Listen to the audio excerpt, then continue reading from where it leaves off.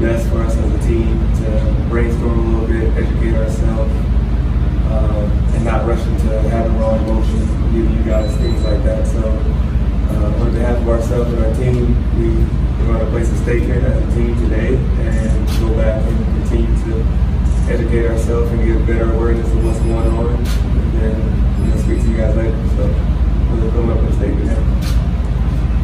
Our team statement, the past 4 months have shed a light on the ongoing racial injustices facing our African American community. Citizens around the country have used their voices and platforms to speak out against these wrongdoings. Over the last few days in our home state of Wisconsin, we've seen the horrendous video of Jacob Blake being shot in the back 7 times by a police officer in Kenosha, and the additional shooting of protesters. Despite the overwhelming plea for change, there has been no action. So our focus today cannot be on basketball. When we take the court and represent Milwaukee and Wisconsin, we are expected to play at a high level, give maximum effort, and hold each other accountable.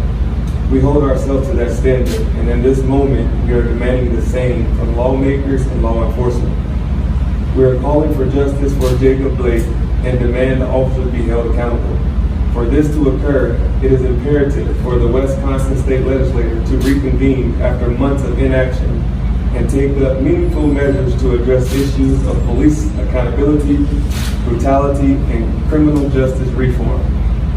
We encourage all citizens to educate themselves, take peaceful and responsible action, and remember to vote on November 3rd on behalf of the Milwaukee Bucks.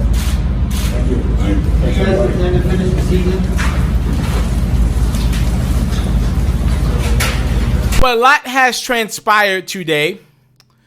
It started earlier when the Milwaukee Bucks were set to take on the Orlando Magic for some Game 5 action. The Bucks were looking to advance into the second round of the Eastern Conference playoffs.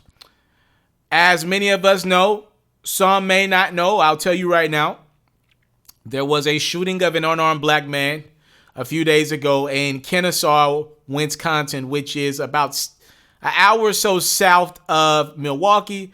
Obviously, the Bucks are the closest thing to Kennesaw from a professional team level. Obviously, that hit home. I'm sure that brought a lot of pressure to some of those Bucks players who care about their community and really are about change and equality.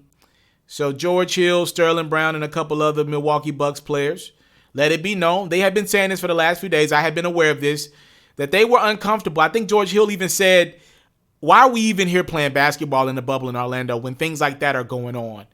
And I disagree with that. In my opinion, I thought, to me, LeBron James will have a platform whether the NBA is going on or not. I mean, this dude's got like 100 million people following him.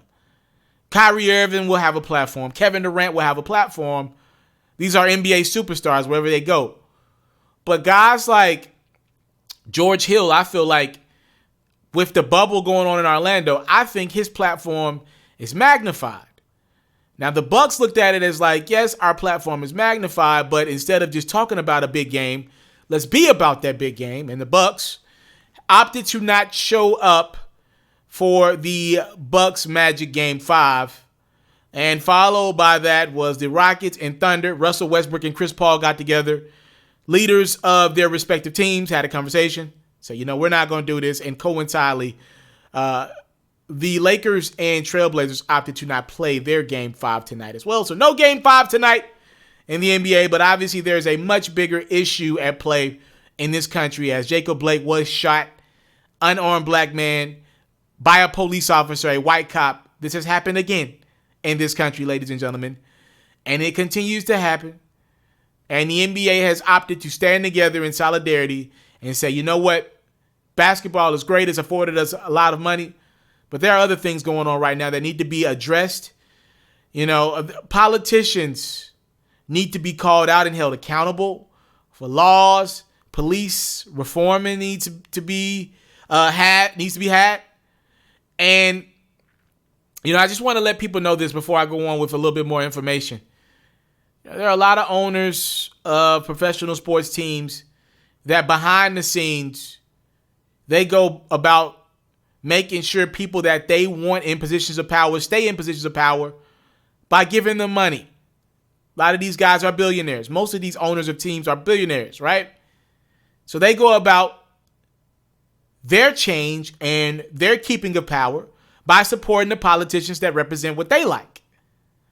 These NBA athletes, though millionaires, most of these guys are far from billionaires.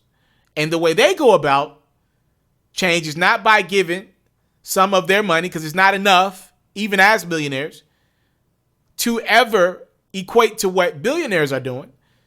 So what's the best way to evoke change and make an impact? That's where boycotting comes in. Boycott the people at the end of the day who make the most money off of this product. I want to read you guys a statement from the NBA's Players Association president, Michelle Roberts.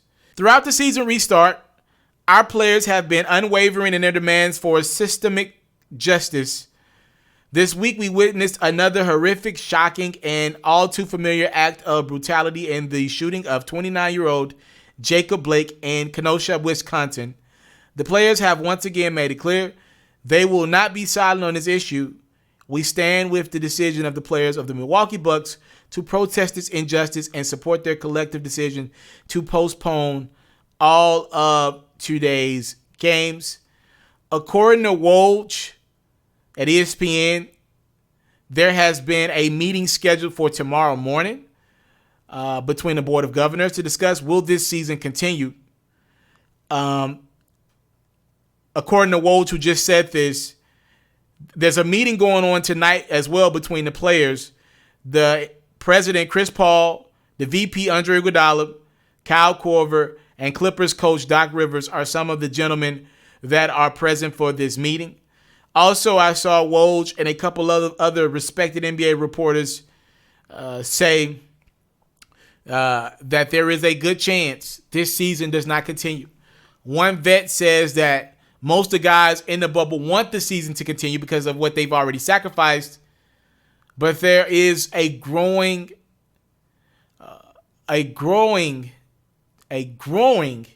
sentiment within locker rooms that the season, with all the built-up uproar and just not feeling like this is the right time to play basketball, there is a good chance that this NBA season will be canceled again, this time for systemic racism versus COVID, which ended the season in March. So quick news break with yours truly. I'm the one and only. I go by the name of Mr. Taliaferro, and I am out.